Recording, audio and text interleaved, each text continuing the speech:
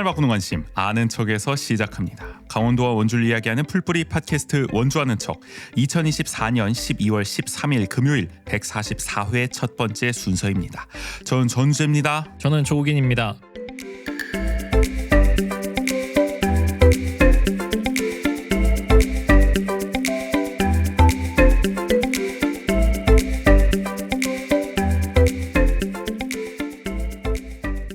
일주일이 어떻게 지나갔는지 모르겠습니다. 그러니까요. 1차 탄핵안 표결이 지난주였는데 까마득해요 벌써. 그런 일이 아주 오래전에 있었던 것 같은. 뉴스가 뭐 쉴 새 없이 쏟아지다 보니까 하루에 쏟아지는 뉴스를 다 머릿속에 넣기도 버거운 상황입니다. 맞아요. 특히 뭐 이렇게 현안질이나 이런 것도 곳곳에서 진행되다 보니까 그러니까 이게 그 예전 같으면은 딱 단건으로 그 하나만 이렇게 속보로 떠도 그게 뭐 한 달 내내 이슈가 될 만한 상황인데 지금 매일같이 그런 뭐 정말 믿기지 않는 정말 비현실적인 속보들이 뭐 시간별로 시각별로 그냥 시시각각 쏟아지다 보니까 아니 뭐 뇌가 과부하 걸려서 이제 받아들이지 못하는 지경. 그러니까요. 그리고 이곳 저곳에서 뭐 양심 고백 이런 것도 나오다 보니까 네. 정리가 잘 안 되기도 하고 하여간 그냥 빨리 끝냈으면 좋겠다라는 생각만 들 뿐입니다. 참 어이없는 상황이죠 지금. 참 이해가 안 돼요 사실. 이게 내란이지 확실하잖아요. 이거. 맞아요. 누가 보더라도. 네. 내란을 일으킨 정권이 지금 버젓이 계속 권력을 잡고 있습니다. 그럼 당연히 하루빨리 탄핵해야 되는 거 아닙니까? 그게 우리 헌법이 명시한 가장 질서 있는 퇴진인 거잖아요. 네네. 근데 그거를 여당은 정치적 유불리 때문에 하지 못하겠다 이러고 있는 이 어처구니 없는 상황. 이거를 어떻게 받아들여야 될까?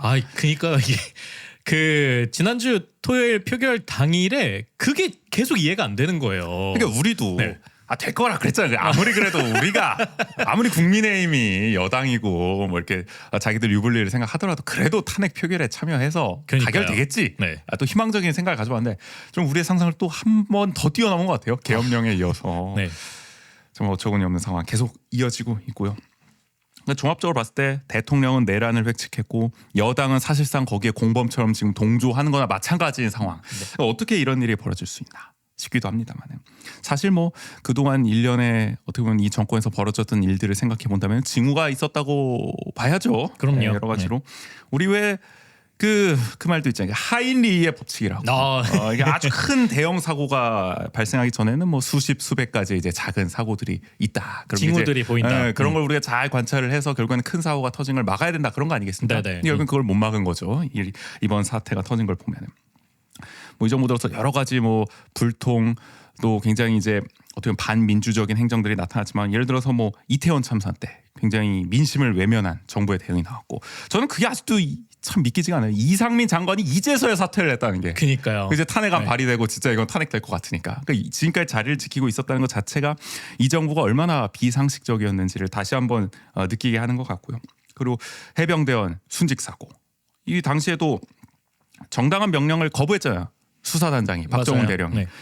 그걸 거부한 근데 지금 박정훈 대령을 항명죄로 기소해서 지금 뭐 징역 3년을 구형한 상황인데 이렇게 하니까 당연히 명령을 맹목적으로 따를 수밖에 없는 지휘관을 또 양산할 수밖에 없는 거 아니겠습니까? 그럼요. 이런 정당한 어떻게 보면은 명령 거부조차도 항명으로 몰아세우니까.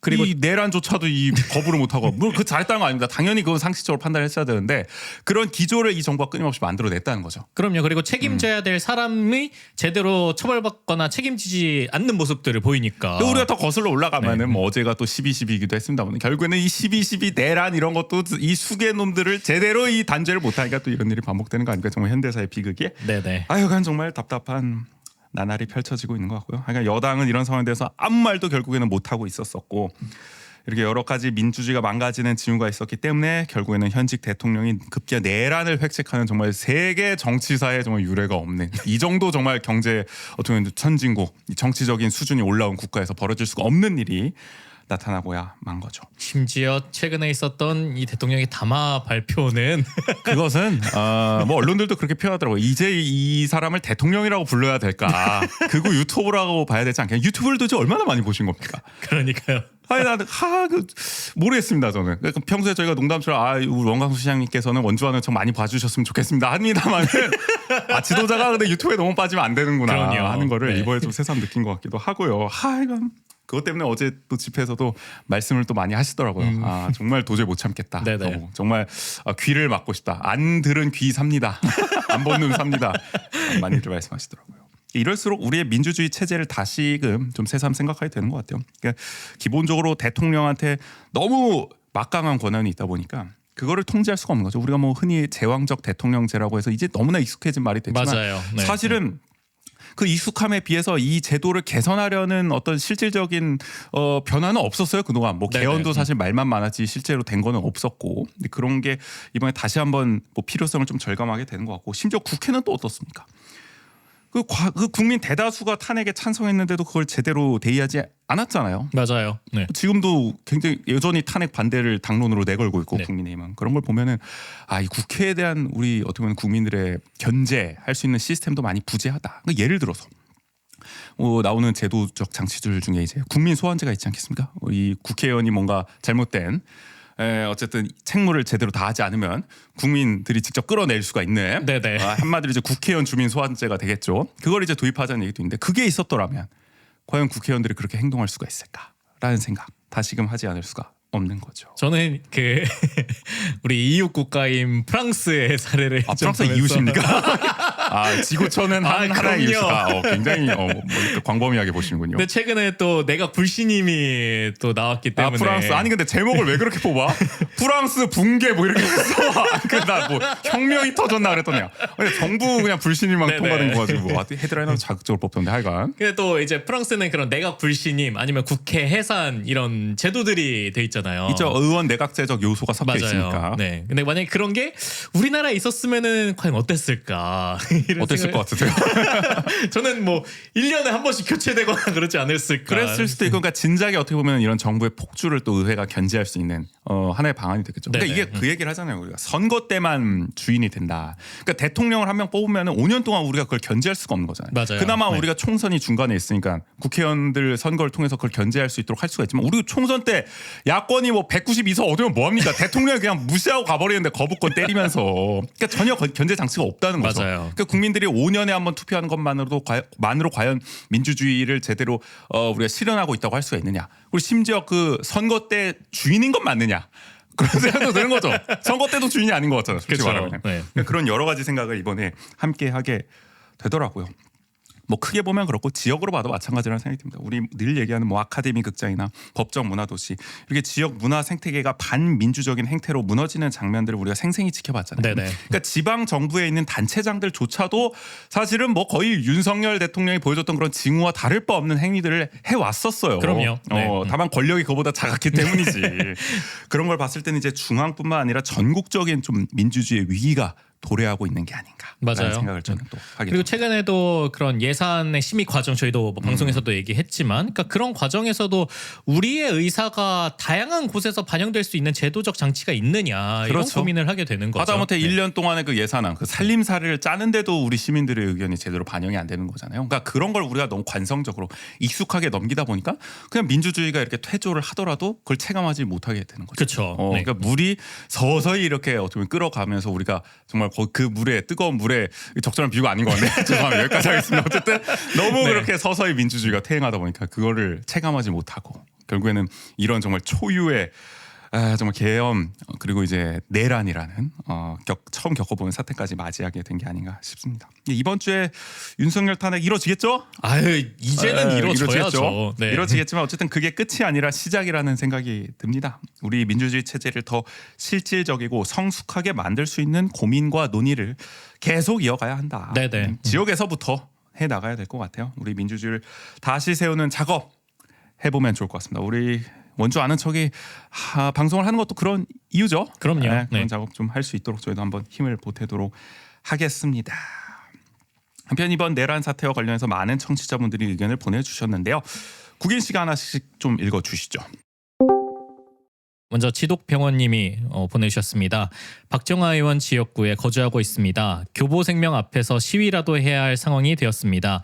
반대, 부결도 아닌 불성립이라뇨. 국회의장의 마이크가 켜져 있음에도 읊조린 말이 제 말입니다.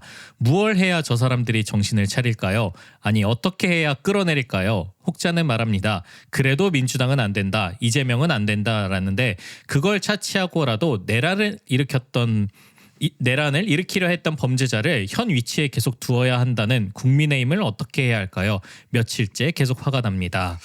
이런 분들 정말 많이 계실 것 같고 지금 박정화 그 의원 원주 사무소 앞은 이 분노를 정말 생생히 보여주는 현장이 되고 맞아요. 있잖아요. 네. 이따가도 말씀을 드리겠습니다만은 이 지독병원님과 같은 입장인 분들 뭐 저도 그렇고 공감을 많이 하고 계실 것 같습니다. 그러니까 그런 것 같아요. 그러니까 정말 이 박정화 의원이 그래도 뭔가 이렇게 투표장에 들어가서 뭐 설령 반대 투표를 하든 맞아요. 김상호 네. 의원처럼 그렇게라도 뭐 했으면 좀 덜할지 모르겠지만 그것도 뭐 분노는 되겠지만은 근데 아예 이제 뭐 들어가지가 않고 그런 상황이 벌어지다 보니까 그걸 지켜보는 시민들 입장에서는 더 분통이 터질 수밖에 없었을 것 같고 그러니까 이런 얘기도 많이 나오잖아요. 그러니까 탄핵되면 결국에는 민주당 좋은 꼴 아니냐, 이재명 대통령 만들게 되는 거 아니냐라고 하는데. 그럼 뭐 어떡합니까? 그러면 그러니까요. 윤석열 대통령 자초한 겁니다. 정권 넘겨주겠다고. 그럼 뭐 내란을 했는데 그 뭐 이제 와서 뭐 그래도 이재명 대통령 되면 안 되니까 우리 탄핵 못합니다. 이 말이 맞냐고요. 아니 그러니까 물론 뭐 그런 흐름으로 가겠죠. 근데 그건 후순위의 얘기잖아요. 그렇죠. 이미 네. 헌정 질서를 파기한 내란을 한 이상 그것을 수습할 어떻게 보면 역사적인 책무가 뭐 좋든 싫든 민주당과 이재명에게 떨어질 수밖에 없는 거예요. 왜냐하면 그럼요. 제1야당이고 지금 네. 가장 세력이 크고 반대적인 헤게모니를 가장 잘 지금 장악하고 있는 상황이니까 이거는 불가피한 겁니다. 근데 이런 상황을 누가 만들었냐고. 아니 윤석열 대통령과 정부 여당이 만들어 놓고서는 뭐 이제 와서 이거 안 되니까 탄핵 못하겠다는 이 태도를 도대체 누가 납득할 수가 있냐고요. 그러니까 이게 여당의 입장에서는 그 책임에서 본인들이 해야 할 지금 이 순간에서의 역할을 하는 게 어떻게 보면 또 책무예요. 그렇죠. 그게 네. 끝까지 정치적 책임을 지는 거죠. 근데 그 책임을 지기가 싫으니까 무슨 뭐 질서 있는 퇴진이니 뭐 말 같지도 않은 소리를 하고 있는 거죠. 어떻게 네. 내란 수계를 계속 그 자리에 지금 냅두는 그 정말 하루하루가 말도 안 되는 상황을 지속시킬 수가 있습니까? 그럼요. 그러니까 내란 공범이다라는 말이 국민의힘에 나올 수밖에 없는 거고요. 국민의힘을 향해서. 자 그리고 이어서 읽어주시죠. 네, 다음은 중년 농부님이 오랜만이에요. 네, 남겨주셨습니다. 오래간만에 올려봅니다. 안녕하세요. 중년 농부입니다. 요즘 대한민국이 엉망진창입니다. 별별 비리 소식에 놀라는 순간이 많았는데 살아생전 계엄까지 겪으리라고는 상상도 못했습니다. 누가 상상했겠습니까? 매일 새벽달 보며 하우스로 향하고 저녁달 보며 집으로 가는 일상이 정말 싫었는데 그 고달픈 일상마저 소중하게 느껴지는 한 주였습니다. 그런데 제가 정말 좋아하지 않는 우리 박정아 선배님, 잠깐 존경하는 마음이 들었다가 지난 주말 너무너무 실망했습니다. 아마 그 계엄 해제 결의안에 함께했을 때는 네네. 그래도 잠깐 존경한 마음이 드셨는데 바로 실망을 하셨다는 거죠. 아니 지학순 주교님이 이사장으로 계실 때 학교 다닌 것 같은데 탄핵 표결 불참이라니요. 이런 내랑 공범에다가 탐욕스러운 인사가 진광고 졸업생이라니 중학교도 동문으로서 부끄러운 마음에 화가 나 학교에 항의 전화하려고 하다 좋은 말만 하고 끊을까봐 그만뒀습니다. 그 대신 내일 박정화 사무실 주변에 현수막 걸 자리 있는지 알아보러 가렵니다. 부디 이번 주말부터는 제 고달픈 일상이 계속 고달팠으면 좋겠습니다. 감사합니다. 네, 역시 박정화 의원에 대한 어떻게는 분통, 네네. 분노를 또 담아 주셨고, 비리도 사실 많았죠. 아까 그 얘기를 안 했네. 그 어떻게 보면 이 대통령 본인부터 해가지고 배우자의 비리에 대해서 철저하게 수사를 어떻게 보면 거부한 거 아닙니까? 맞아요. 네. 이 특검도 계속 거부권을 행사하고 그리고 명태균 소위 말해서 그 게이트에 대해서도 명확한 입장을 내놓지 않고 뭐 사과도 하는 둥 마는 둥 하고 이게 다 이제 민주주의가 무너지는 어떤 큰 징후 중 하나였고 그쵸. 그게 급기야 뭐 그런 얘기도 있어요. 명태균 황금폰 때문에 계엄 터뜨렸다. 맞아요. 그 얘기가 나올 네. 정도였으니 거기에 대해서 대통령 본인이 제대로 이게 못하다 보니까 네네. 결국은 이런 일이 벌어졌던 것 같고 그러니까 돌이켜 보면은 참 징후들이 많았다라는 생각이 드는 것 같습니다. 그러게요. 좀 지학순 주교님이 이사장으로 있는 그 진광고 졸업생이 참 그 정신을 잊지 못하고 탄핵 표결 불참 실망하신 분들이 참 많다는 생각이 중년 농부님의 메시지를 통해서도 좀 알 수 있는 것 같습니다. 이어서는 저희 지난번에 올렸던 143회 1부 이제 이래도 탄핵에 반대해 편이 있었는데 거기에 댓글 많이 남겨주셨어요. 차례차례 한번 읽어보도록 하죠. 네, 먼저 WD님이 계엄 해제가 안 됐다면 원주하는 척도 없어질 뻔. 뭐 이렇게. 저희만 없어졌겠습니까? 네. 지금 뭐 MBC도 뭐 지금부터 해가지고 주요 언론사들 뭐 줄줄이 지금 뭐 장악 대상이고 네네. 뭐 검열의 대상이 됐을 텐데 뭐 일개 유튜버 따위야 아무것도 아니었겠죠. 그냥 유튜브를 그냥 차단시켜 버렸을지 누가 맞아요. 알겠습니까? 네. 그러니까 정말 아찔하고 끔찍합니다. 어쨌든 우리 시민의 힘으로 또 국회의 신속한 표결로 막아낸 게 그래도 우리의 민주주의가 많이 그래도 이 정도까지는 왔다. 맞아요. 아까 민주주의 체제에 어떻게 보면은 아쉬움을 좀 표명하긴 했지만 좀 허약함을 표현하긴 했지만 그래도 요 정도는 막아낼 수 있다는 걸 우리가 또 확인한 계기인 것 같기도 해요. 그럼요. 너무 냉소할 필요는 네. 없고 요 기반을 잘 다져나가는 게 앞으로 중요하다는 말씀드립니다. 그런 시민들의 힘이 뭐 집회나 이런 데서는 계속 보여지고 있잖아요. 그렇죠. 네. 근데 이제 그것을 어떻게 또 우리가 성숙한 제도로서 맞아요. 이제 올려내느냐 이런 논의들이 필요한 거죠. 미국에서 그 얘기 나온대잖아요. 아, 트럼프가 계엄령 했을 때 과연 미국 막을 수 있겠냐. 우리는 못할 것 같다. 한국은 했는데. 괜히 그런 말 나오는 게 아닙니다. 이어서 또 읽어주시죠. 네, 권혁 감독님이 상상하지 못한 일이 현실에서 일어나다니 충격입니다. 맞습니다. 아직도 믿기지가 않아요. 비현실적입니다. 이어서는요. 네, KY류님이 강원도도 정말 답이 없는 듯. 네, 뭐 비슷한 거라서 이어서 박양근님 글도 읽어주시죠. 네, 강원도민들은 제발 이 찌개에서 탈출하기를 바랍니다. 지나다 우연히 들러 구독 완료하고 시청하고 갑니다. 응원합니다. 네, 아니 근데 우리 강원도가 아니 뭐 물론 강원도 국회의원들이 이제 많이 동참을 해가지고 표결 불참을 해가지고 네네. 씁쓸하기도 하고 뭐 김진태 지사도 탄핵 반대 의사를 표명해가지고 좀 그렇긴 합니다만은 그러나 우리 또 많은 강원도민들이 지금 촛불을 들고 나서고 있거든요. 그럼요. 정권 퇴진 함께 외치고 있습니다. 그러니까 우리가 뭐 답이 없다.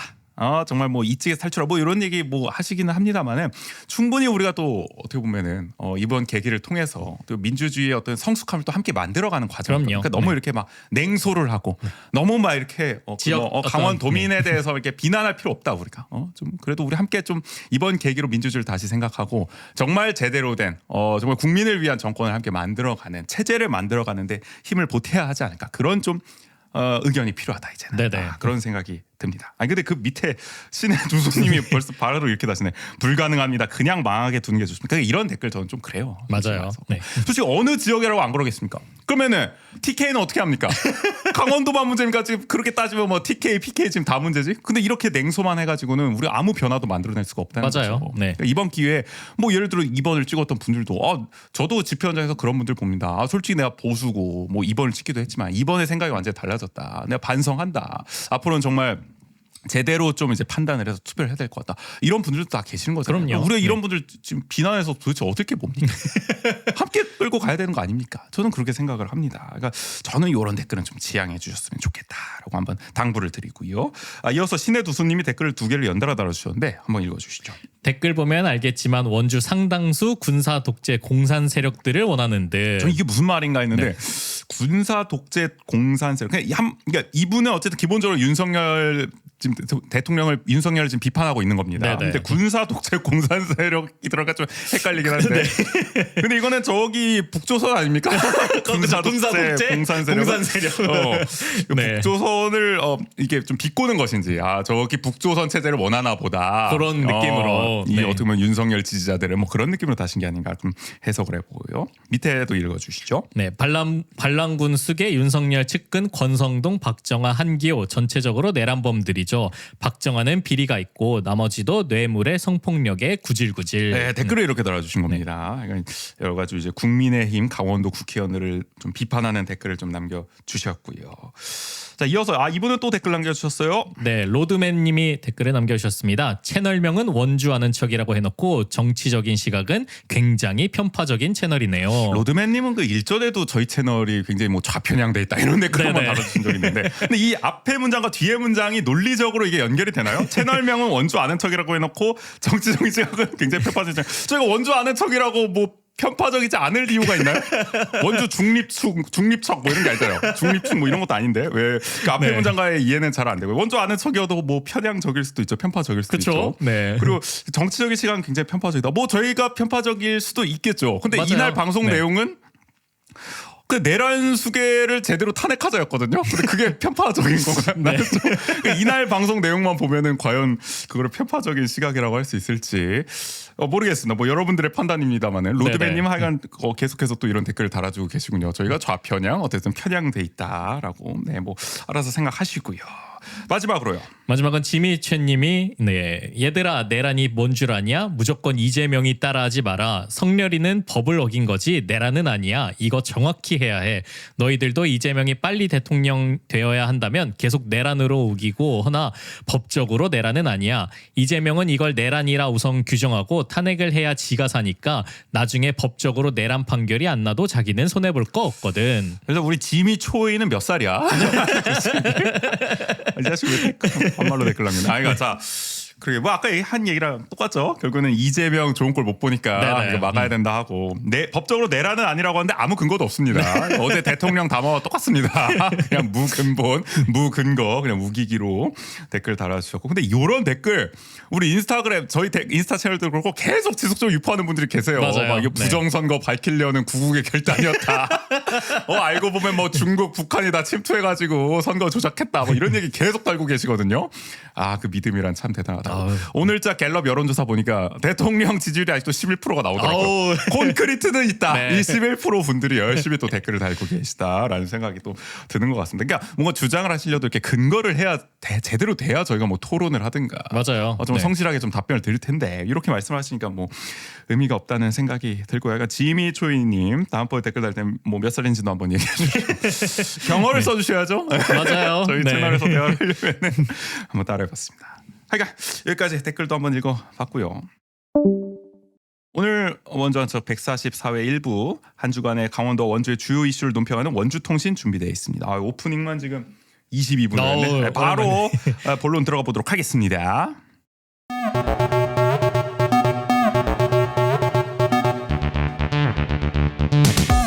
한 주간 원주의 중요한 뉴스를 논평합니다. 원주통신.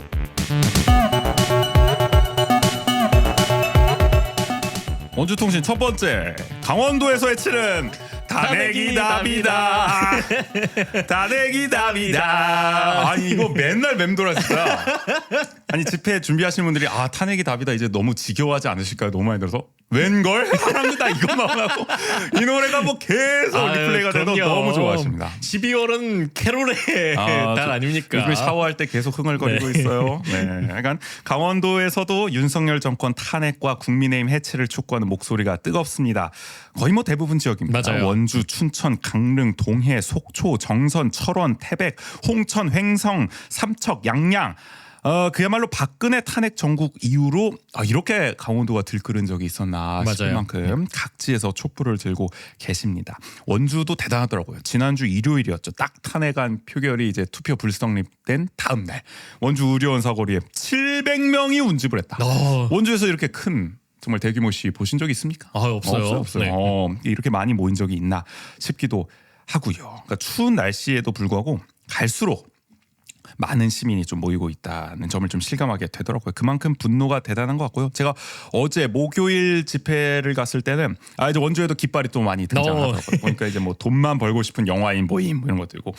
그 게임이죠. 파이널 판타지 관련해서 또 내 집에서 파이널 판타지를 해야 되는데 이렇게 깃발 들고 나왔다 하시는 분들도 계셨고 또 응원봉도 등장을 했습니다. 몬스터 X 응원봉을 또 들고 나온 그 파란색인가? 또 약간 파란색과 보라색 사이에 있는 좀 그런 색이었는데 그런 걸 또 들고 오신 분들도 계시더라고요. 근데 이번에 확실히 느끼는 게 여담이지만 집회 문화가 진짜 많이 바뀌었다. 한순간에. 그러니까 기존에 막 집회하시던 우리 전형적인 또 운동권 분들 이렇게 노조 시민단체 분들은 적응이 좀 힘드실 것 같아요. 야 이게 뭐지? 약간 콘서트에 온 것 같다. 맞아요. 좀 비장미가 있고 약간 그랬었잖아요. 우리 보통 가면 민중가요도 그렇고 지금은 너무 사람들이 흥이 올라가지고 콘서트에서 떼창 부르는 거 처음 너무 재밌게 즐기니까 또 이게 뭐 부정적인 게 아니고 굉장히 또 긍정적인 의미로. 그래서 뭐 탄핵 플레이리스트도 막 이제 나오고 이러잖아요. 그리고 반대로 이제 요즘 소위 말해서 어떻게 보면 처음 이제 시위에 참여하시는 분들은 또 민중가요를 또 한번 이렇게 그 뭐 디깅 한다 그래야 되나요? 그렇게 하면서 또 서로가 서로의 노래를 배워가는 또 훈훈한 장면이 연출되는 것 같다라는 생각이 들고 제가 아직 서울은 못 가봤거든요. 그 TV로만 봤는데도 참 장관이다라는 생각이 들었는데 이번 주 토요일에 또 못 갈 것 같긴 합니다만 약간 집회 문화도 새삼 바뀌고 있다는 걸 실감하는 것 같습니다. 자 그리고 대학가에서도 시국 선언이 이어지고 있어요. 강릉 원주대, 강원대, 경동대, 상지대, 연세대 미래캠퍼스, 춘천교대, 한림대 등 강원 지역 대학생 661명이 시국 선언에 동참을 했고요. 특히 강원대는 5년 만에 학생총회를 개최해서 1,425명이 모였다고 합니다. 이 추운 겨울날에도 학생총회 쉽지 않고 특히 지금 시험 기간이기 때문에 맞아요. 그래도 많이 모였습니다. 그래서 인터뷰를 보니까 강대생인 게 정말 뿌듯하다 이렇게 모인 걸 보니까 강대 뽕이 좀 차오르는 순간을 좀 경험하셨던 것 같기도 하고요. 그러니까 이게 참 우리가 학생 사회도 많이 죽었다. 그쵸. 코로나도 겪고 아무래도 탈정치화가 가속화되다 보니까 근데 이 윤석열이 내란을 일으킨 바람에 죽어가던 학생 사회도 지금 살아나고 있다. 이게 뭡니까? 윤석열의 유일한 업적이 지금 만들어지고 있어요. 계속해서. 아니 여러러모로 뭐 그런 얘기 했잖아요. 뭐 대형 프로젝트의 일환이었다. 그러니까 우리가 실패했으니까 이런 얘기 하는 겁니다. 맞아요. 편하게. 네. 그러니까 어떻게 보면 민주주의, 죽어가는 민주주의를 다시금 결집시키고 살리기 위한 구국의 결단 아니냐 이거야말로. 그런 생각이 드는 거예요. 솔직히 네. 말해서. 그리고 앞서 비상계엄 사태가 터지기도 전인 지난달 15일에 이미 강원도 교수 연구자 194명은 일찌감치 윤석열 정권 퇴진을 요구하기도 했습니다. 이분들은 벌써 선견 맞아요. 지명이 있었지. 네. 이대로 가다가 더 망가질 거다라고 이미 경고를 했는데 결국에는 비상계엄이 터졌고요. 자, 어쨌든 강원도에서 참 이 퇴진 여론이 뜨겁습니다. 그래서 관심은 이거죠. 내일입니다. 토요일 오후 5시 2차 탄핵안 표결 예정돼 있는데 그래서 강원도 국회의원 8명 이번에 어떤 선택을 할 거냐. 아마 지난번처럼 불참은 어려울 거예요. 맞아요. 워낙 지금 시민들의 시선이 따갑기 때문에. 그래서 한 명 한 명 지금 어떤 입장인지를 좀 살펴보면은 뭐 더불어민주당 소속의 원주을 송기현 의원과 춘천, 철원, 화천, 양구, 갑의 허영 의원은 당연히 찬성을 하겠죠. 맞아요. 네. 민주당은 뭐 당론으로 찬성이고. 자, 그리고 이양수 의원 이분 동해 태백 삼척 정선인데 이분이 사실 그 질서 있는 퇴진을 주도하겠다고 하는 그 국민의힘의 전국 안정화 TF 단장을 맡았었거든요. 그래서 왜 그 2월이나 3월 중에 하야를 하고 그래서 4월과 5월 중에 대선을 치르는 방안을 네. 제안을 했었잖아요. 왜냐하면은 윤석열 대통령이 지난주에 대국민 담화를 열어가지고 당에 일임하겠다 자신의 거취를 임기를 그래가지고 이걸 제안했더니 안 받는데잖아. 그 뭘 일임하겠다는 거야. 그러니까 이양수 의원도 어이가 없는 거지. 아니 기껏 TF 만들어가지고 이게 플랜을 다 짰는데 욕까지 먹어가면서 아니 한 입으로 왜 두 말을 하냐고 대통령은. 그러니까 어이가 없습니다. 그러다 보니까 이런 얘기를 하더라고요. 탄핵으로 가는 것이 용산과 국민들 눈높이에 걸맞지 않을까 생각한다. 사실상 탄핵에 동참할 수 있다는 점을 시사하기도 했거든요. 네네. 물론 뭐 이 당론으로 좀 정해져야 할 수 있을 것 같다. 뭐 덧붙이긴 했습니다만. 그래서 이양수 의원 혹시나 이탈할지도 모르겠다. 찬성으로 올지도 모르겠다라는 생각이 들기도 합니다. 또 관심을 모으는 건 역시 우리 원주 갑의 박정화 의원이죠. 네. 앞서도 저희에게도 의견 많이 보내주셨지만 1차 표결 때 불참해서 욕 엄청 먹고 있습니다. 지금 원주 사무소 주소 한번 불러드릴까요? 원일로 162 삼합빌딩 2층에 있죠. 네네. 이 교보생명 옆에 네, 옆입니다. 네. 일산도. 여기 앞에서 뭐 퇴출 촉구 집회가 열리고 뭐 근조 화환도 놓이고 일부 시민은 박정화 의원 사진에 계란을 던지기도 했더라고요. 자, 이게 그 사무실에 큰 포스터처럼 있는데 어르신들이 막 이렇게 짱돌 던지듯이 막 이렇게 던지는 장면을 보기도 했었는데 근데 이게 기가 막히게 바로 사진을 내렸더라고요. 큰 현수막 걸게 사진을. 그리고 근조화환도 다 치워버리고. 네네. 아니 사무소에 분명히 아무도 출근 안 했고 있거든요. 근데 이거는 다 어떻게 꼼꼼하게 또 치우더라고 어느 생각. 그것도 특이합니다. 그리고 박정화 의원이 고려대학교를 나왔는데 이 고려대학교 지금 재학생들이 박정화 의원님 바른 길로 돌아오십시오. 선배님께 후배가 진심을 담아 드리는 편지라는 제목의 대자보를 붙이기도 했습니다. 이 사무소에. 그러니까 서울에서 원주까지 온 거예요. 네네. 그래서 탄핵 찬성을 호소하기도 했습니다. 근데 이것도 떼버렸더라고요. 자, 그리고 이거 감동적이던데요. 맞아요. 네. 진광고 시절에 박정화 의원에게 국어를 가르친 곽대순 선생님이 이런 말씀을 하셨어요. 박 의원, 나 기억하나? 나 자네 국어 선생이네. 자네가 선택한 행복히 사는 길이 이렇게 사는 것인가? 너무 마음이 아프네.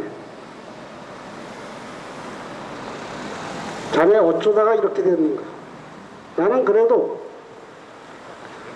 텔레비를 통해서 김건희 표결을 하고 국민의힘 의원들이 다 빠져나갈 때 자네가 거기 남아있길래 역시 박정하다 하고 기뻐했더니 조금 있으니까 없어졌더구만. 한번 보호하는 것까지 하고 목걸이 너무 실망스럽네. 내 비록 내세울 것 없는 고등학교 국어 선생에 불과했지만 그래도 내 제자가 원주 시민들의 입에 이렇게 더럽게 오고 가는 거 선생으로서 정말 참을 수 없네. 시민의 품으로 정의의 편으로 돌아오기를 간곡히 바랍니다. 이것이 우리 원주 시민들, 자네를 사랑하는 원주 시민들, 도대체 자네가 믿고 있는 그 윤석열이라는 사람 뭐하는 사람인가? 아니 어떻게 국민들이 뽑은 국회를 범죄 집단이라니? 그러면 그 국회의원을 뽑은 이 나라 국민이 다 범죄자의 똘만이란 말인가? 어떻게 거기에 부언제동할 수 있나? 돌아오게 시민들의 곁으로 간곡히 부탁하네. 감사합니다.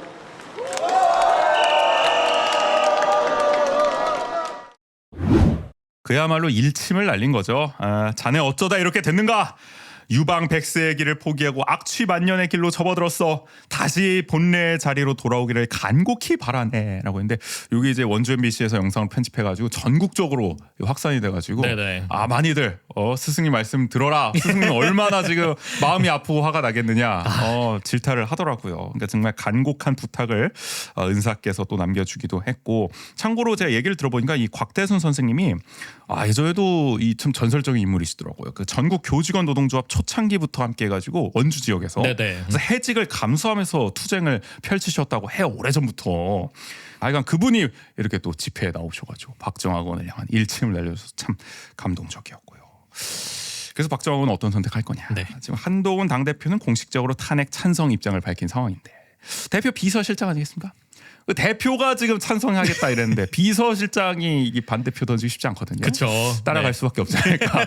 제가 찬성으로 가지 않을까. 물론 근데 이게 참 박정희 의원 지난주에도 보면은 참 아쉬웠던 게 그런 것 같아요. 물론 이렇게 당 대표의 비서실장이 있다 보니까 그 대표의 의사에 따라갈 수밖에 없는 그런 건 있겠지만, 그렇죠.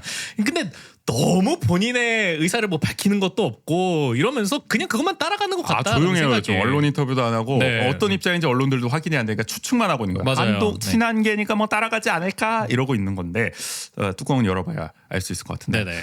하여간 여론이 이런데 스승님까지 이렇게 호소를 하고 있는데 맞아요. 좀 말 좀 들었으면 좋겠습니다.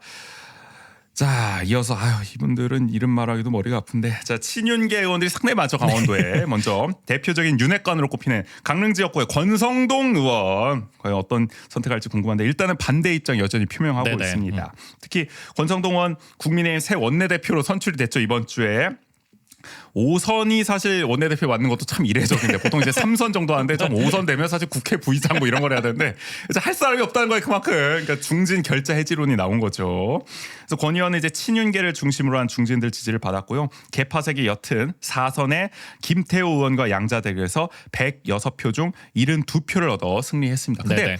물론 72표도 많긴 합니다만은 또 언론에서는 생각보다 표가 적다라는 분석도 하더라고요. 그 생각보다 반윤계가 그래도 좀 결집을 했다라는 분석도 있기는 있어요. 권성동 의원은 기본적으로는 탄핵의 길로 가고 싶지 않아 하지만은 그래도 의원총회를 열어서 탄핵 당론을 다시 정하겠다라고 언론 인터뷰를 통해 밝히기는 했는데 네네. 모르겠습니다. 본인이 이렇게 적극적이지가 않은데 맞아요. 과연 당론이 바뀔 수가 있겠느냐. 그리고 저기 원내대표 선출 자리에서도 저는 친윤입니다 이렇게 얘기를 했잖아요. 그 자기가 내가 이 탄핵 겪어보고 나니까 쉽지 않더라. 이 분열 수습이 안 된다. 네네. 뭐 이런 얘기까지 했는데 의원들이 마음을 바꿀 수가 있을까요? 자 그리고 동해 태백 삼척 정선의 이철규 의원, 홍천 횡성 영월 평창의 유상범 의원도 반대 입장을 표명하고 있죠. 이철규 의원은 이렇게 얘기를 했어요. 내란죄라고 단정하지 마라. 이게 그거죠. 원내대표 선거 앞두고 원래 한동훈 당대표가 이제 말 한마디 하러 왔는데 왜 그랬잖아요. 방금 전에 대통령 담화를 보니까 내란을 사실상 실토했다. 인정했다. 시인했다 하니까 이철규 의원 일어나가지고 언제 그런 얘기를 했냐. 당대표가 성급하게 왜 내란죄를 시인했다고 하냐. 단정하지 마라. 이렇게 해가지고 한동훈 대표가 일어나서 얘기해 주죠. 이철규 의원이 일어나서 얘기하십시오. 이철규 의원이 할 말 있으면 일어나십시오. 또 그렇게 하죠. 무슨 뭐 하필 영화를 본 줄 아신다고. 연극합니까? 네. 그러니까 그때 적극적으로 한동훈 대표한테 어떻게 보면 이렇게 대들었던 발언을 했던 게 바로 이철규 의원이었고요. 이분도 대표적인 이제 윤핵관으로 꼽히기 때문에 네네. 엄호에 나섰던 게 아닌가 싶습니다. 그 유상범 의원도 사실 그날 같이 일어났어요. 맞아요. 그래서 한동훈 대표 사퇴하라 그 옆에 있어요. 그중 한 명이 유상범 의원이었습니다. 사퇴하라 막 하고 그 뒤에 있던 배현진 의원은 앉아 막 이러고 중진들 앉아 이러고 개판이었습니다. 하여간 지금 국민의힘의 어떻게 보면 난장판인 또 집안 분위기를 또 읽을 수가 있었는데 그 중심에 또 이철규와 유상범 의원이 있었다. 그러니까 이분들은 어쨌든 반대할 것 같습니다. 지금 봐서는 그죠. 권성동, 이철규, 유상범 이 세 분은 나중에 심판을 해야겠죠. 자, 춘천처럼 화천 양구의 한기호 의원은 입장이 아직 안 나왔어요. 명확하게 밝히지 않고 네네. 있습니다. 근데 이런 얘기가 있어요. 윤석열 대통령이 한기호 의원을 국방부 장관으로 임명하려고 하고 있다. 지금 국방부 장관이 지금 공석인데 그쵸. 아무도 안 맡으려고 하고 있잖아요. 지금 주 사우디 대사를 지금 임명하려고 그랬는데 고사했죠 본인이. 누가 맡겠을까? 지금 미쳤다고 그럼요. 국방부를 맡습니까? 네. 근데 그렇다고 이제 또 어떻게 보면 우리 안보가 또 엄중한 상황이니까 국방부 장관 자리를 오래 비워둘 수도 없기 때문에 빨리 임명해야 된다는 여론도 있는 게 사실이거든요. 근데 그렇다고 한기호 의원이 이걸 덥석 받아들일 것인가라는 좀 의문점도 있습니다. 한기호 의원은 참고로 5군 단장을 역임한 삼성 장군 출신의 4선 의원이죠. 국회 국방위원장을 맡기도 네네. 했었습니다. 잔뼈가 굵은 분인데 그래서 저는 과연 맡으려고 할까? 그리고 만약에 본인이 내각에 들어간다면은 탄핵 찬성표를 행사할 수 그쵸. 있겠느냐? 네. 이거 참 애매하다는 생각이 들거든요. 근데 솔직히 저희가 지난주에도 얘기했지만 참 군인이라면 본인이 정말 군에 대한 자부심이 있는 사람이라면은 당연히 탄핵에 찬성해야 되는 거 아닙니까? 그럼요. 군의 네. 명예를 윤석열 씨가 엄청나게 짓밟은 거잖아요. 지금 네네. 다시 한번 정말 현대사의 비극을 초래할 뻔했던 건데 정말 오욕의 역사를 군에 남길 뻔했던 건데 본인이 그거를 정말 명예를 회복하고 싶다면 여기서 본인이 정말 군인 출신으로서 탄핵에 찬성을 함으로써 군의 명예 회복을 도와야죠. 그쵸. 일조를 해야죠. 네. 당연히 그래야 한다고 생각이 들고 저는 입장을 명확하게 밝혀줬으면 좋겠습니다. 국방부 장관은 절대 맡으면 안 되는 거죠. 예. 그러니까 현명한 선택을 했으면 좋겠습니다. 그러니까 사실 지금 뭐 이탈표가 그냥 8표 나오면 된다고 하는데 강원도 국회의원들 이 국민의힘 국회의원들 6명만 제대로 투표해도 맞아요. 네. 통과되거든요. 이 탄핵가. 그래서 6명 중에 3명은 일단 반대인 것 같고 또 3명은 좀 지금 네네. 애매하다라는 생각이 들어서 모르겠습니다. 답답합니다. 내일 한번 결과를 또 지켜보도록 하자고요. 또 욕할 것 같긴 한데 이어서 이 사람은 또 뭐야? 이분은 왜 이러는 거예요? 김진태 도지사도 탄핵 반대에 동참했어요. 아니 가만히나 있지. 난 왜 나서는 거야? 말이 달라. 본인이 가만히 있겠다더니 이 김진태 지사를 포함한 국민의힘 소속 시도지사 협의회가 1차 탄핵안 표결을 앞둔 6일에 기자회견을 열고 대통령 탄핵으로 인한 헌정 중단 사태를 막아야 한다면서 윤석열 대통령에게 책임 총리가 이끄는 비상 거국 내각을 구성하고 이선으로 물러나라고 요구했습니다. 그러니까 사실상 질서 있는 퇴진을 하라고 한 거죠. 그쵸. 네. 그러면서 임기 단축 개헌 등 향후 정치 일정을 분명히 밝히라고 덧붙였는데 이게 도대체 지금 시국에 맞는 발언이냐는 거예요. 그러니까요. 아니 네. 내란 수계가 있는데 내란 수계가 이선 후퇴를 하면은 뭐 국군 통수권자가 아닙니까? 계엄령 선포 또 못합니까? 다 할 수 있는 권한을 냅두고 이선 후퇴하는 게 무슨 의미가 있는 거예요? 우리 헌법이 이런 사태에 대비해서 탄핵이라는 정말 질서 있는 절차를 마련해 놨는데 맞아요. 왜 힘들게 질서가 없는 정말 대한민국 혼란에 빠뜨리는 방향으로 가야 된다고 이렇게 주장을 하냐는 거. 이게 무슨 생각으로 이런 얘기를 하는 거예요? 눈 가리고 아무 아닙니까? 그러니까. 이거야말로. 여기에 왜 김진태 씨가 동참하냐고. 난 이해가 안 돼. 본인이 그렇게 얘기했거든요. 이 혼란스럽고 엄중한 시국에 정치와 행정은 분리돼야 한다고 생각합니다. 이 발언을 한 지 얼마 지나지도 않아서 가장 정치적인 행위에 가담을 했어요. 탄핵 반대라는 김진태 지사. 아니 본인 말도 안 지켜. 난 너무 답답합니다.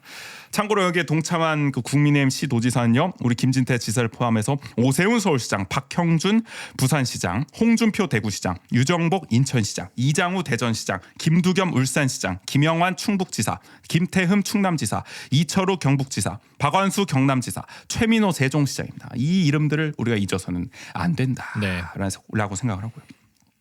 하지만 이제 9일 다음에 이제 이번 주 들어서 뭐 윤석열 씨가 알아서 지금 내란을 실토하지 않았습니까? 그러다 보니까 결국 분열이 됐어요.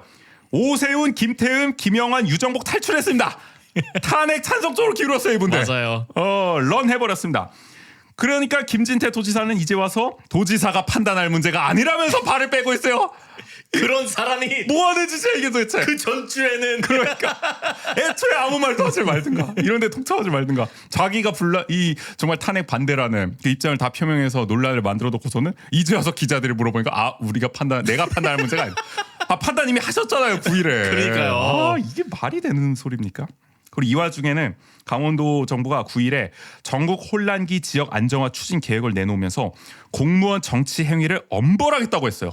그럼 이게 뭡니까? 사실상 탄핵 찬성 집회에 공무원들은 나가면 안 된다. 그러니까요. 한번 엄벌하겠다라고 해석될 여지가 충분하잖아요. 하필 그럼요. 이 시기에 이걸 내놨기 때문에. 물론 강원도 정부는 그런 게 아니라 뭐 이렇게 좀 일상적인. 비상계엄 같은 뭐 그런 거에 동조하면 안 된다. 뭐 이런 뜻이었다라고 하는데 지금 그렇게 읽히냐고요 이게. 강원도지사가 지금 탄핵 반대를 선언했는데 그러다 보니까 공무원 노조로부터 내란에 동조하고 있다라는 비판을 받기도 했습니다. 그러니까 김진태 지사가 참 그냥 가만히 있으면은 정말 절반이라도 갈 텐데 자꾸 구실을 만들고 있고요. 뭐 기억하시겠지만 김진태 지사는 박근혜 탄핵 전국 당시에도 촛불은 바람 불면 다 꺼진다라는 발언에서 국민 분노를 자극한 바 있는데 그러니까 그거예요.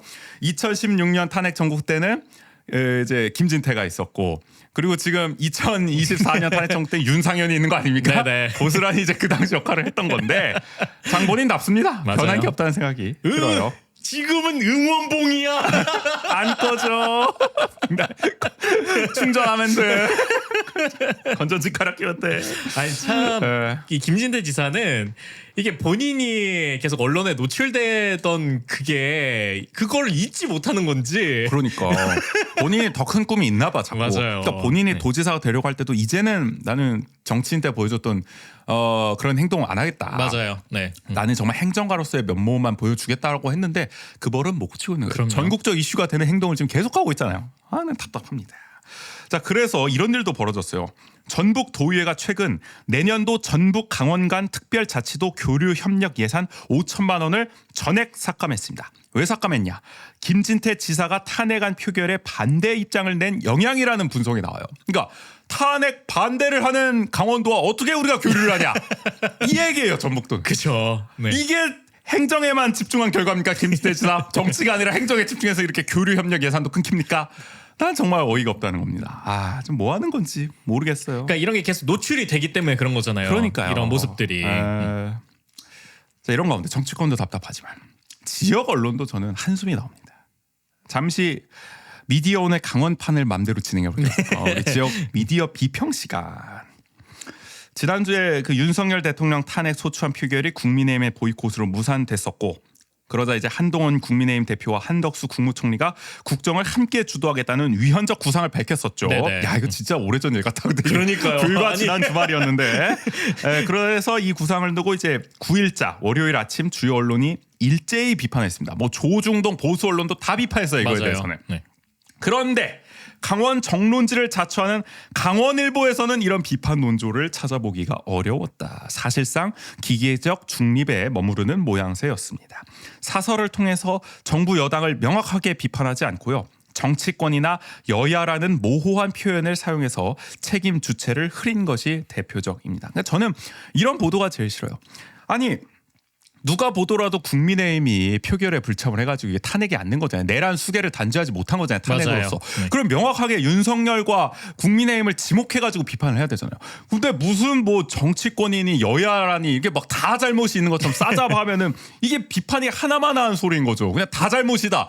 그럼 결국 누구도 잘못하지 않았다는 소리랑 똑같은 거 아닙니까? 그럼요. 타격감 제로인 그냥 사설을 쓴 거예요. 이래놓고서 자기들은 우리는 사설로 비판할 만큼 했습니다. 언론의 책무를 다했습니다. 이럴 거 아닙니까? 근데 실상 아무 역할도 하지 않은 거죠. 게다가 오히려 양비론을 펼치면서 이번 사태가 여야 모두에게 책임이 있다는 듯이 적었는데 대통령이 친위 쿠데타 내란을 시도했어요.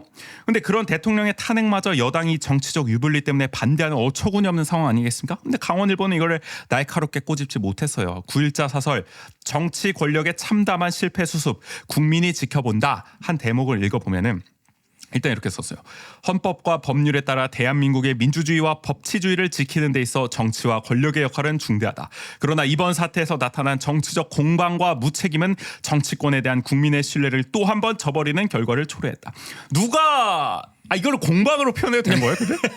아니 당연히 상식적인 탄핵을 하자고 하고 그 상식적인 걸 비상식으로 반대했던 게 국민의힘인데 이걸 단순히 뭐 정치적 공방과 무책임으로 그냥 뭉뚱그려 버릴 수가 있냐? 그러면서 국민의힘도 아니야 정치권에 대한 국민의 신뢰를 또 한 번 저버린 결과를 초래했다. 이렇게 그냥 정치권이라고 책임 소재를 분명하게 짚지 않고 그냥 뭉뚱그려서 표기를 해버리면은 그냥 정치 자체에 대한 혐오만을 키울 뿐이에요. 냉소와. 네. 거기에 왜 언론이 일조를 하고 있습니까? 답답하고요. 자, 그러면서 국민의힘 비판을 하긴 합니다. 자, 국민의힘은 이번 탄핵안 표결에서 취한 퇴장 전략을 다시 돌아봐야 한다. 당 내부에서조차 일부 의원들이 소신에 따라 투표에 참여한 것은 당의 일방적인 결정이 모든 구성원에게 공감을 얻지 못했다는 것을 방증한다. 이는 당내 민주주의와 정치적 다양성이 보장되지 않는 한계를 표출한다. 그러니까 판단을 안 하려고 합니다. 강원일보는 일단 탄핵이 정당한지 아닌지에 대해서. 자, 그럼 여기까지 하고 끝나면 그래도 봐줄만한데 갑자기 민주당 비판으로 넘어가요. 더불어민주당의 반복적인 탄핵 추진은 정치적 불안정성을 심화시킬 뿐 아니라 국민적 피로감을 증폭시킬 위험이 있다. 탄핵이 실패했을 때 그 책임은 오롯이 탄핵을 주도한 세력에게 돌아갈 것이다. 따라서 야당은 단순히 탄핵을 목표로 삼는 것이 아니라 구체적이고 실질적인 대안을 제시해야 한다. 나는 이거 사설쓴인가한테 물어보고 싶어. 당신이 얘기해 보세요. 구체적이고 실질적인 대안이 뭐예요? 아니 우리 헌법에서 가장 질서 있고 가장 구체적이고 가장 실질적인 대안으로 탄핵을 명시해놨고 야당은 당연히 상식적으로 탄핵을 추진하고 있는 건데 그걸 반대하는 게 국민의힘인데 탄핵을 실패하면은 그 책임이 오롯이 탄핵을 주도한 민주당 세력에게 돌아갈 것이다? 이게 무슨 말이야 도대체? 아니 그리고 탄핵이 실패한다라는 게 그 탄핵이 그러면 그거는 헌법에 따라서 헌법재판소에서 판단을 하거나 그건 법적인 절차에 따라서 보장된 절차에 따라서 진행되는 거잖아요. 아 그렇죠. 네. 아마 뭐 여기서 말하는 실패는 이제 표결이 안 돼서 이제 아예 불성립된 걸 말한 거일 텐데. 아니 그 책임이 왜 민주당한테 있냐고요. 그쵸. 당연히 반대한 국민의힘한테 있는 거지. 그럼요. 아니 네. 헌법 질서를 따르자는 게 민주당이고 지금 헌법 질서대로 못하겠다. 정말 초헌법적인 무슨 질서 있는 퇴진, 이선 퇴진론 별의별 소리가 다 나온 그 국민의힘에 대해서는 한마디 지적도 지금 못하고 있는 거 아닙니까? 그러니까 이런 글을 도대체 나는 왜 쓰냐는 겁니다. 강원일보. 이해가 안 돼. 지금 시국에 정말 쓸만한 글이냐는 거예요. 이게. 아니 그리고 이 마지막 문장이 그대로 국민의힘에게 갔어야 되는 거잖아요. 이게 뭐 그러니까요. 이렇게 반대를 한다고 하는데 구체적인 대안도 없으면서 이런 출구 전략이 맞는 것이냐? 그러니까 이렇게 가야 되는 그런 건데. 대안이 나올 리도 없으니까. 네. 그 당연히 이 사설 쓴 논설위원은 그 점을 염두에 뒀어야 되는데 글쎄요, 뭐 익명으로 쓰니까 뭐 별 말을 다 쓰는 것 같아 내가 볼 때는. 그러니까 어이가 없고요. 아니, 국민적 피로감을 증폭시킨다 뭐 이 얘기도 웃깁니다. 아니, 지금 탄핵이 안 돼가지고 국민적 피로감이 들끓고 있는데 뭔 놈의 탄핵을 반복한다고 해서 피로감이 커집니까? 현실 인식에 심각한 정말 문제가 있다. 이 논설위원은 누가 썼는지 정말 궁금합니다. 그래서 마지막은 이렇게 끝내요. 정치권은 국민 앞에 책임을 져야 한다. 탄핵안 표결 과정에서 나타난 정치권의 무책임한 태도는 국민적 실망을 넘어 분노를 일으켰다. 이제 정치권은 국민에게 신뢰를 회복하기 위해 구체적인 행동에 나서야 한다. 정치권만 3번이 등장합니다. 이 누가 책임이란 거야? 그러니까 도대체 정치권이 지금 여야가 입장이 극명하게 다르고 윤석열이도 지금 입장이 다른데 뭉뚱그리면은 이게 그냥 하나만한 소리가 되는 거죠. 그쵸. 거듭 지적을 네. 하지만 명확하게 주어를 국민의힘으로 바꿔야 되는 거죠. 국민의힘은 국민 앞에 책임을 져야 된다. 국민의힘의 무책임한 태도는 실망을 넘어 분노를 일으켰다. 국민의힘은 신뢰 회복을 위해 구체적인 행동에 나서야 한다. 이게 당연한 거 아닙니까? 그쵸. 이게 지금 상황에 적절한 정말 사설 아닙니까? 정치권이라는 표현 이런 거 왜 쓰는지 나는 모르겠어요. 그러니까 안 쓰는 이만 못한 사설이 됐다라고 평가를 하고요. 우리 라이벌 강원 도민일보 있지 않겠습니까? 강원일보의 라이벌. 강원 도민일보도 사실 뭐 비판의 칼날은 무딘 편이에요. 비상계엄 사태 이후로 네네. 보면은. 그래도 지난 5일자 사설에서는 대통령 민주주의 위기 초래 책임져야라는 글을 통해서 최소한 책임 주체는 분명하게 대통령이다 지적한 바가 있거든요. 그리고 11일에도 계엄 방조 국무위원 책임 크다라는 사설을 쓰기도 했습니다. 최소한 강원 도민일보는 여기까지는 했어. 근데 강원일보는 원론에도 못 미치는 논조를 계속 보여주는 중입니다. 이 9일자 사설 이후에도 명확하게 지적을 안 해요. 내가 볼 때 너무나 평화로워. 강원일보 사설 보면 지금 내란 수계가 계속 대통령질하고 있는데 거기에 대해서는 제대로 얘기가 없고 그저 괜히 강원도 예산 제때 안 될 것 같다. 강원도 현안 사업 밀릴 것 같다. 오로지 지역만 생각하나. 물론 뭐 지역 언론이니까 그렇게 중요하긴 네네. 하겠습니다만은 그래도 이 민주주의가 위기에 빠진 정말 심각한 상황인데 너무 태평하다. 지금 강원일보의 사설은 너무 한가하다. 그리고 너무 어떻게 보면 아니한 현실 인식에 젖어 있다. 국민의 생각과 동떨어져 있다라는 비판을 할 수밖에 없고요. 뭐 사실 뭐 우리 강원도는 강원일보든 강원도민일보든 다 보수 언론이잖아요. 맞아요. 네. 부양 보수 언론이 지금 여론을 주도하고 있는 상황인데 그래도 강원일보는 좀 해도 너무했다 이번에 꼭 짚고 넘어가고 싶었습니다. 자, 원주 지역 언론 칭찬 하나 할게요. 원주 투데이. 저희가 원주 투데이에 대해서 사실 그동안 좀 비판적이었는데 네네. 이번엔 잘했어요. 우리 원주 투데이의 오원집 대표가 회장을 맡고 있는 바른 지역 언론 연대라는 단체가 있습니다. 여기 50개의 지역 언론들이 함께 모인 원주 투데이와 같은 이런 각 지역 각 전국의 언론들이 모인 풀뿌리 연대체인데 이 바른 지역 언론 연대가 윤석열 대통령 즉각 퇴진을 요구하는 성명을 9일에 발표했습니다. 저는 지금 이게 맞는 거 아니냐 맞아요. 라는 생각이 들어요. 그러니까 어떤 분들은 그럴 거예요. 뭐 언론이 중립을 지켜야 하는 거 아닙니까? 막 퇴진 이런 메시지에 동참해야 합니까? 뭐겠지만 아니 중립이라는 거야. 난 중립이란 말도 안 좋아하지만 중립이라는 것도 이 민주주의 체제가 있는 하에서 가능한 거잖아요. 그럼요. 전제가 민주주의인데 민주주의를 그냥 깨 부수려고 했던 사람이 지금 대통령인데 이 사람 쫓아내라고 하는 게 언론으로서는 중립 아닙니까? 그럼요. 공화정을 수호하는 데 있어서는 그 역할을 하는 거죠. 맞아요. 그게 중립입니다. 여러분들이 말하는 중립이. 그러니까 그 역할을 저는 하고 있는 거다라는 생각이 들고 원주투데이 이번에는 잘했습니다. 요즘 하나 또 칭찬하고 넘어가고 싶고요. 자 마지막으로 이번 주 집회 홍보하고 넘어가겠습니다. 탄핵안 표결은 이제 토요일에 예정돼 있습니다만은 이 탄핵안 표결 결과와 상관없이 일요일에 원주에서도 원주 시민 행동의 날 이어갑니다. 오후 3시 일요일 오후 3시 15일입니다. 오후 3시 원주 의료원 사거리에서 제2차 원주 시민 행동의 날이 열려요. 그래서 어떻게 보면 이제 토요일에 탄핵이 딱 되고 이 일요일에는 좀 기쁨을 축하하는 자리가 되면서 동시에 우리가 여기서 끝이 아니다. 그럼요. 탄핵 이후에 우리가 어떤 세상을 만들어 갈 것인가를 좀 논의하는 자리가 됐으면 좋겠다. 사실 우리 박근혜 정부 탄핵됐을 때도 그런 자리가 있기는 있었어요. 우리가 정권 퇴진으로만 끝나서는 안 된다. 정말 이 세상을 바꿔야 된다. 체제를 뒤엎어야 된다. 이런 얘기들을 했었단 말이죠. 네네. 근데 결국에는 그게 실현이 안 됐습니다. 문재인 정부에서도 안 됐잖아요. 그게 결국에는. 근데 이번에야말로 어떻게 보면 다시금 뭐 기회가 왔습니다. 어떻게 보면 이렇게 또 시민들의 에너지가 모이는 순간이 온 거 아닙니까? 네네. 이번에야말로 정말 우리가 냉소와 불신을 넘어서서 우리의 정말 정치 권력 또 민주주의 이 사회를 좀 바꿀 수가 있는 그런 계기를 좀 마련했으면 좋겠다라는 생각이 들고 그럼요. 이게 한 번은 우리가 뭐 경험이 없으니까 그런 기회를 놓칠 수도 있지만 이것 또 놓치면은 정말 이건 우리의 책무이거든요. 그렇죠. 네. 그래서 지역에서부터 바꿔야 된다. 우리가 요새 원강수 시장님에 대한 관심이 좀 소홀했던 상황인데 이후부터는 또 시장님께도 관심을 또 아주 면밀하게 또 가져보는 네네. 시간을 이어가면 좋을 것 같다는 생각이 듭니다. 원주통신 첫 번째 이슈였고요. 다음 이슈 오랜만에 또 지역 정가 이야기 좀 해봐야겠는데 너무 좀 그동안 강원도 원주 소식을 좀 못 전해드려가지고 네. 오늘은 좀 전해드릴게요. 내년도 원주시 본예산 심사가 막바지에 이르고 있습니다. 네, 어느새 이게 다 묻혀버렸어. 열심히 했습니다. 그래도 네네. 원주시의회에서 원주시의회 예산결산특별위원회가 이번 주 예산 심사를 마쳤고요. 다음 주 수요일 18일에 예산안 본회의 의결만 남겨놓고 있습니다. 원주시 정부가 제출한 예산안에서 총 10건 6억 2,526만 원을 깎았습니다. 눈에 띄는 건 역시 만두축제 예산 삭감인데 올해 원주시 정부가 10억 원을 제출했어야 돼요. 네네. 그중에서 2억을 깎아서 8억 원으로 의결을 했습니다. 원주시의회. 뭐 근데- 전액 삭감 이런 건 네. 아니었네요. 네. 근데 내가 볼 때는 애초에 한 8억 정도를 원했는데 어차피 깎일 것 같으니까 그냥 10억을 낸 거 아니야 원주 정부에서? 야 어차피 깎일 거 그냥 지르자 이러고 10억 내고 그냥 이게 8억 깎은 걸로 만족하는 게 아니라 원래 8억을 원했던 거 아닌가?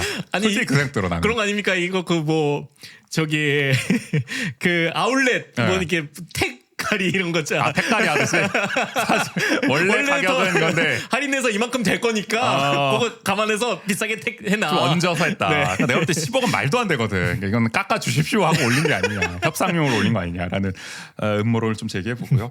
하여간 이제 최근 만두축제 예산이 급격히 늘어난 점을 지적하면서요. 일단 축제를 내실 있게 운영하고 단계적으로 예산을 올려야 한다는 의견을 시의원들은 내놓았습니다. 그도 그럴 것이 만두축제 예산이 많이 올랐어요. 2023년에 2억 7천만 원, 올해 6억 원, 내년에 이제 8억 원인 거거든요. 사실 그래도 는 거예요. 8억도 지금 2년 새 지금 몇 배가 오른 거야. 거의 3배가 지금 올랐다고 네네. 볼 수 있는 거거든요. 그런 걸 봤을 때 사실 8억도 과하다라고 말씀하시는 분들이 많이 계시더라고요. 그러니까 만두축제가 지금 계속 양적 성장만 도모하다 보니까 올해만 하더라도 사실은 그 정말 원래 전문적으로 만두 이 집을 하지 않던 만두 요식업을 하지 않던 분들까지도 이 부스에 참여를 해가지고 네네. 결국에는 이 기성 만두를 사가지고 판매를 하는 일도 벌어졌다고 말씀을 하시더라고요. 맞아요. 그러니까 그것부터가 이미 내실이 조금 위태위태하다라는 거 아니겠습니까? 그러니까 우리가 진짜 만두 축제라면 정말 전국의 만두 장인들을 다 셀러로 포함시켜가지고 좀 만두를 맛볼 수 있는 네. 그런 기회를 만들면 모를까. 굳이 뭐 만두를 팔지도 않은 분들이 오셔가지고 억지로 이렇게 만두를 파는 장을 만들 필요는 없는 거잖아요. 네네. 그러니까 그런 내실을 다지는 게 먼저다라는 의견이 또 나왔던 거고 그래서 예산이 2억 정도 깎였습니다. 그리고 만두 축제 홍보 목적의 시정 홍보실 예산 역시 2억 원이 삭감이 됐습니다. 그러니까 이것도 이제 어쨌든 어떻게 보면 만두 축제 예산이 지금 뭐 8억이라고 돼 있지만은 사실 10억에 가까운 걸 수도 있어요. 그러니까 맞아요. 아깝기 전 네. 원안으로 생각하면 12억이었던 거죠. 홍보 예산까지 포함을 하면 시정 홍보실에. 근데 이번에 그것까지도 같이 삭감을 한 겁니다. 최근에 저도 참여를 하기는 했는데 시민정치 아카데미 예산 분석팀이 있었어요. 우리 시민들이 모여가지고 원주시 내년도 예산안을 같이 뜯어보자. 거기서 이제 분석을 했을 때 앙케이트 설문조사를 해보니까 최악의 예산 1위로 만두축제 예산이 꼽혔거든요. 그만큼 이게 너무 급격히 올랐고 그쵸. 네. 너무 많다 과하다라는 의견들이 시민들 사이에서도 공감대를 얻었는데 확실히 시의회에서도 집중 타깃이 된 모양새입니다. 자, 예결위는 국화 전시회 운영 예산 1억 4,850만 원도 전액 삭감을 했어요. 이게 들인 돈에 비해서 실효성에 의문이 있다는 지적이 계속 나온 바 있죠. 저희도 시의회 리뷰할 때마다 전해드렸었는데 결국에는 본 예산 반영에 실패해서 내년도 개최가 불투명해졌다. 이것도 사실 그 만두 축제할 때 그 옆에 강원에서 맞아요. 개최를 네. 했기 때문에 세트라고 볼 수도 있거든요. 어떻게 네네. 보면 같이 삭감이 돼버려가지고 요건 아예 개최가 불투명해졌어요. 거의 전액 삭감이 돼가지고 그래서 내년도 추경에서 부활을 꿈꿔야 하는 처지입니다. 자, 그리고 제가 주목하고 싶은 또 하나의 예산 바로 원주시 체육회 예산입니다. 원주시 체육회 예산이 늘어났는데 요거 눈여겨보셔야 돼요. 체육회는 알다시피 측근 보훈 인사 논란의 중심에 있는 단체입니다. 원장수 시청 들어서 이거 예전에 저희가 한번 길게 소개해드린 적 있지만 까먹으셨을까 봐 한번 정리하고 넘어갈게요. 작년에 원광수 시장의 최측근으로 꼽히는 오정환 당시 부회장과 체육회 부회장입니다. 네네. 오정환 당시 체육회 부회장과 친분이 있는 A씨가 체육회 6급 사무차장으로 채용됐는데 이 과정에서 채용 공고에 운전면허 소지자 이것만 조건으로 내걸어서 논란이 됐었어요. 왜냐면은 9급 직원을 뽑을 때는 공공기관 행정 사무 경력자, 관련 국가 자격증 소지자, 컴퓨터 자격증 소지자를 필수 요건으로 내걸었거든요. 9급 직원을 뽑을 때 이걸 내걸었네. 6급 직원을 뽑을 때는 운전면허 소지자만 내걸었다는 거야. 오히려 더 헐거워졌다는 거야 조건이. 책임자는 운전만 할 줄 알면 된다. 운전면허만 있으면 뽑을 수 있다는 거잖아 이게. 이거부터가 이해가 안 됐고 게다가 그 오정환 부회장과 친분이 있다 그랬잖아요. 이 씨가. 네네. 그런데 오정환 부회장이 채용 평가위원으로 참여를 했어요. 이해 충돌 소지가 있는데도 불구하고 그러다 보니 인사 비리 의혹이 불거졌습니다. 더구나 A 씨는 원광수 시장과도 고교 동창인 것으로 알려서 이 또 DS 라인이 체육회를 장악한다는 어떤 네네. 의혹의 또 핵심에 선 사건이기도 했습니다.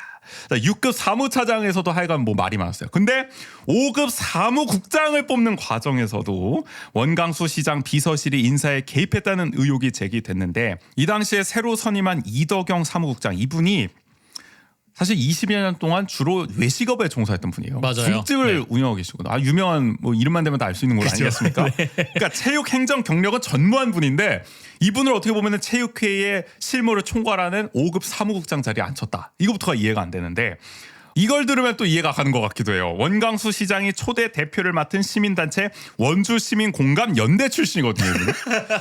그럼 이해가 된다. 이해가 좀 되는 것 같기도 하고 그러니까 뭐 그렇다는 겁니다. 팩트가 그렇다는 겁니다. 더구나 원래 이제 전임 사무국장이었던 장영숙 사무국장이 임기 석 달을 남긴 상황에서 권고 사직 처리가 됐어요. 그러니까 이미 임기가 남아 있는데도 불구하고 먼저 나가라. 네네. 이런 상황이 벌어졌다는 거예요. 그래서 장영숙 전 사무국장이 언론과 인터뷰에서 흔쾌한 결정은 아니었지만 원주시에 아쉬운 소리를 하며 예산을 지원받는 등 원주시와의 관계를 고려한 체육회 차원의 결정이라면서 사실상 외압을 인정하는 듯한 말을 하기도 했습니다. 그러니까 나 솔직히 이게 뭐 나가고 싶지는 않은데 우리 체육회가 또 원주시와 관계가 있으니까 어쩔 수 없이 나가야 했습니다. 이 얘기 아닙니까? 여기는 뉘앙스가. 결국에는 외압이 있었던 거 아니냐라는 의혹이 당시에도 제기가 됐었죠. 근데 이 와중에 시장 비서실 관계자는 언론에 이렇게 얘기했어요. 이덕영 사무국장이 체육행정과 무관하기 때문에 새로운 시각으로 체육회를 이끌 것이다. 발상의 전환. 네. 정말 상상도 없이. 네, 올 때.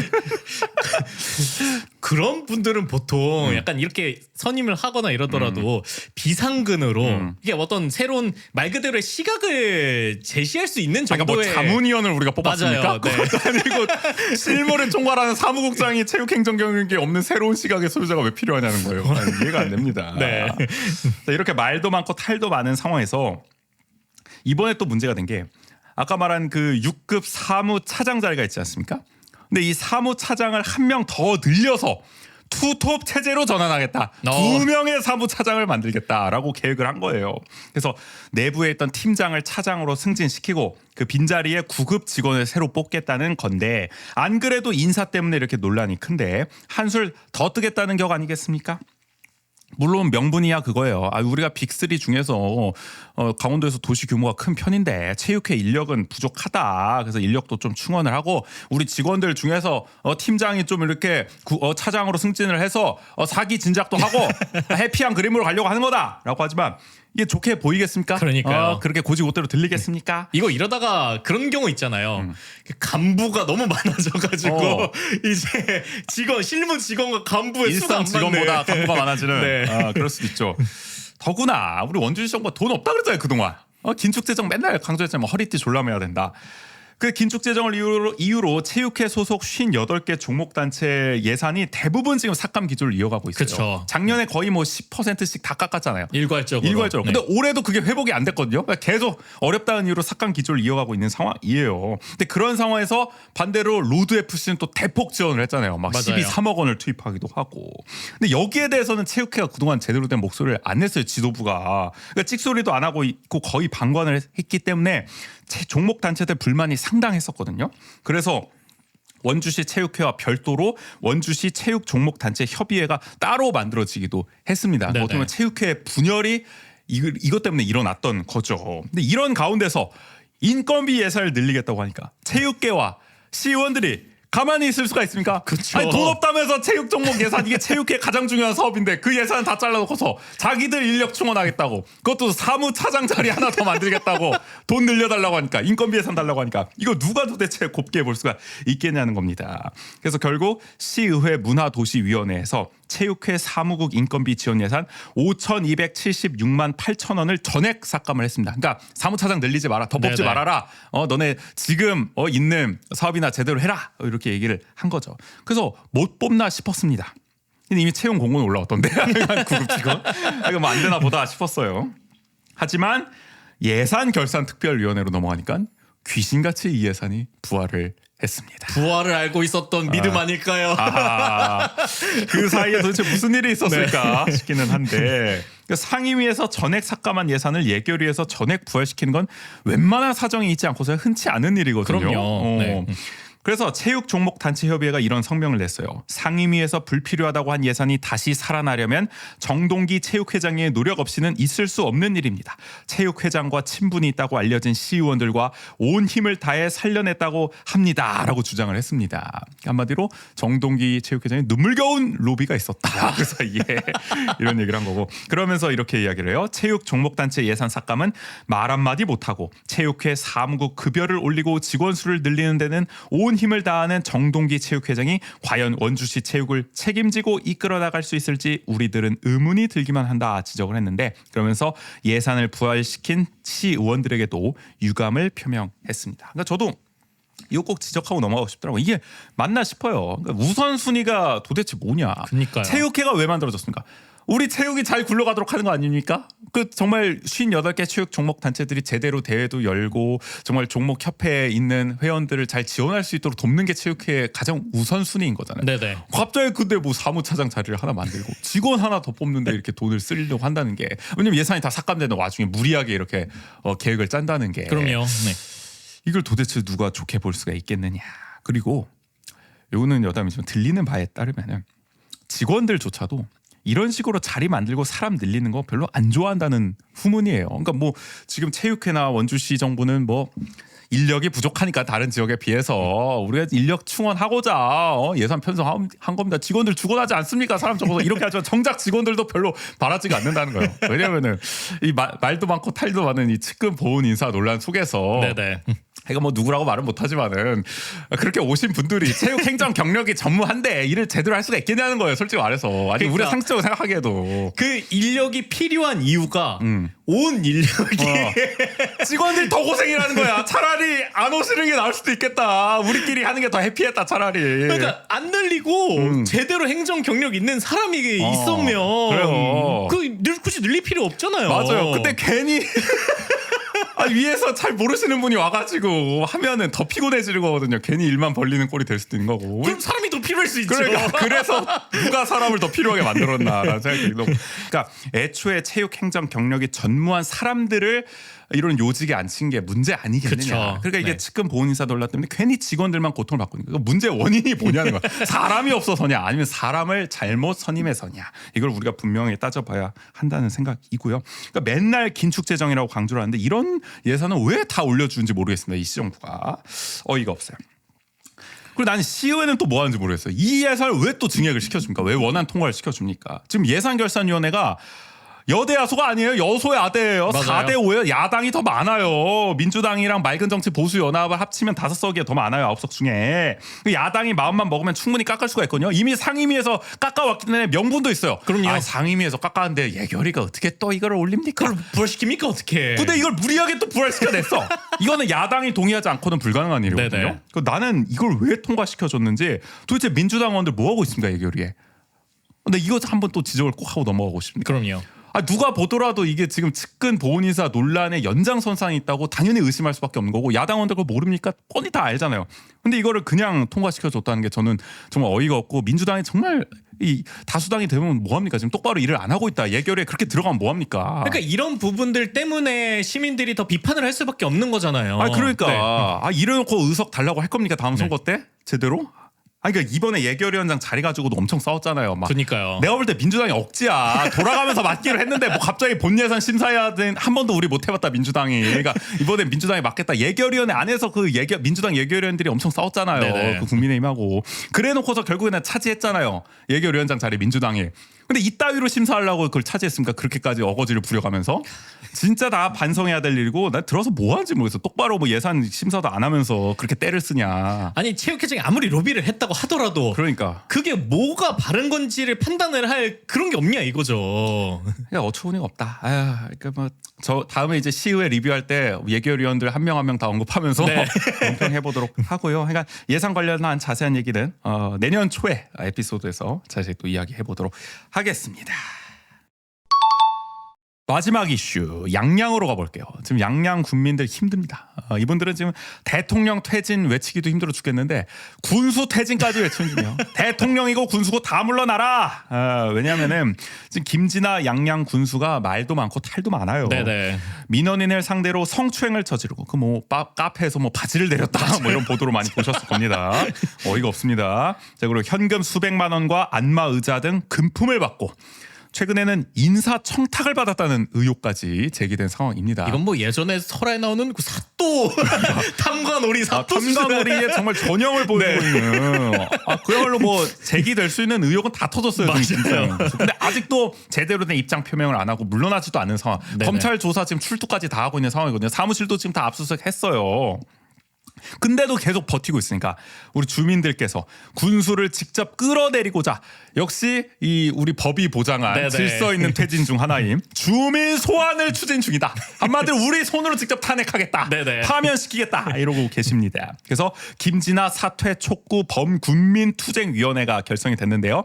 이 투쟁위는 화요일 10일에 청구 서명부를 양양군 선거관리위원회에 제출했습니다. 이 양양군 같은 경우에는 주민 소환을 신청하려면 양양군 유권자의 15%인 3,771명의 서명을 받아야 되거든요. 근데 투쟁위는 50여일 만에 4,786명을 확보했습니다. 오. 거의 1,000명 이상 네네. 확보를 해낸 거죠. 근데 일단은 이걸 냈지만 선관위가 한번 확인을 해야 돼요. 제대로 서명을 그쵸. 받았는지. 네네. 그래서 이름, 주소 등을 확인해 정확한 서명인 수를 집계할 예정입니다. 통상 2주 정도 걸린다고 해요. 선관위가 다 확인을 하는데. 그래서 다다음 주면은 이 정말 주민 소환이 될까 말까 가닥이 잡히지 않을까 싶습니다. 만약에 청구 요건이 충족돼서 주민 소환 투표가 발의되면 김진아 군수는 그 즉시 직무 정지가 됩니다. 투표에 들어가는 것만으로도 직무가 정지돼요. 우리도 네네. 대통령 탄핵안이 가결되면 국회에서 직무 정지. 헌재에서 판결 나올 때까지는 직무 정지잖아요. 네네. 똑같습니다. 주민 소환도 군수 정지됩니다. 이것만 해도 김진아 군수는 큰 타격이겠죠. 그리고 주민 소환 본 투표에서 유권자 33.3% 이상이 투표에 50% 이상 찬성하면 김진아 군수는 직위를 상실합니다. 쫓겨나는 겁니다. 그래서 2012년 김대수 삼척시장에 이어 강원도 역사상 두 번째 주민 소환 투표가 눈앞으로 다가왔는데 얼마나 지금 근데 과연 이제 현실적으로 이제 이 투표가 성립될 수 있을지. 성립될 것이냐 또 김진아 군수가 실제로 끌어내려질 수 있겠느냐를 따져봤을 때 역대 사례를 보면은 11건이 있었습니다. 주민 소환 투표. 근데 실제 소환이 이루어진 거는 단 2건뿐이에요. 그래도 있긴 있었습니다. 2007년에 하남시 의원 2명이 한나라당 소속이었는데 유신목, 임문택 이 2명의 하남시 의원이 소환이 됐습니다. 이 당시 투표율도 넘겼고 찬성률도 90% 뭐 80% 이렇게 나왔어요. 이때 하남시의 화장장 건립 추진을 관련해서 이제 갈등이 많아가지고 주민 소환이 이루어졌었는데 이 2명은 날라갔습니다. 주민 소환이 됐어요. 근데 나머지 9건은 다 투표 불성립으로 무산이 됐습니다. 그러니까 대부분 투표율이 안 나와요, 사실. 그러니까 33.3% 넘기기가 힘들다는 겁니다. 그렇죠. 우리가 보통 그냥 재보궐 선거를 해도 보통 안 나오거든요. 맞아요. 투표가 안 나오는 네. 경우가 있는데 주민 소환만을 위해서 투표장으로 오라 했을 때 잘 안 나오는 경우가 많단 말이에요. 그래서 이번에도 관건은 결국 양양군 유권자의 33.3%가 나올 것이냐 투표장으로. 나오기만 해서 33.3%를 충족해서 투표장을 까면 대부분은 어차피 찬성이 높게 나와요. 왜냐하면 어차피 찬성할 사람들이 투표장 오는 거거든요. 거의 80% 90% 나옵니다. 네네. 반대 싸움에 애초에 오지도 않으니까. 그래서 투표율만 넘기면 사실상 이 주민 소환은 성공을 할 것이다라는 생각이 들고 근데 분위기가 심상치 않다는 얘기가 있어요. 이번에 보통 우리가 주민 소환 이 청구 서명을 모으면은 보통 이렇게 시민단체나 이런 데에서 엄청 적극적으로 조직을 해야만 겨우겨우 되잖아요. 맞아요. 모든 네. 재시민 사회단체를 다 모아야지. 근데 이번에는 여기 투쟁이가 놀랄 정도로 자발적으로 정말 개인 단위에서 서명 동참하겠다. 네. 나서는 사람들이 많았다는 거예요. 그러니까 군민들의 지금 분노가 하늘을 찌르고 있다. 군수를 향한. 아니 그 군수의 이 그러니까 행정이 지금 좀 너무 심하다. 하나하나를 보면은 이건 아니다. 심각하다라는 얘기가 나오고 있는 거죠. 이게 그런 걸 알 수 있는 게 뭐냐면은 설악산 5세 케이블카가 양양 쪽에서 네네. 들어가잖아요. 근데 지금 양양 케이블카 관련해서도 주민 감사 청구를 추진했어요. 이게 돈이 너무 많이 들어가니까 1,000억 원이 넘는 돈이 들어가잖아요. 네네. 그러니까 이거 관련해서도 재정 파탄을 우려해가지고 주민 감사 청구를 할 때도 자발적으로 동참하는 국민들이 예상보다 훨씬 많았다는 거예요. 양양군이 지금 어때 군 정부를 향한 반감이 상당히 심각하다. 그리고 이거 투표하면 이거 모른다 어떻게 보면 진짜 역사상 최초의 사례가 나올 수도 있다. 그렇죠. 근데 라는 생각이 이런 들어요. 게 많이 알려질수록 거기에 대해서 참여 의지를 갖는 사람들이 늘어날 수밖에 없잖아요. 이거는. 그렇죠, 네. 그렇죠. 그래서 과연 윤석열 정권 퇴진과 함께 김진아 군정 퇴정까지도 함께 이뤄낼 수 있을지 퇴진까지 이뤄낼 수 있을지 귀추가 주목이 되고요. 그리고 참고로 김진아 양양 군수도 윤석열 대통령과 마찬가지로 국민의힘 소속으로 당선이 된 지자체장이었고요. 지금은 논란이 되니까 탈당한 상태입니다. 네. 여기까지 원주 통신 진행해봤고요.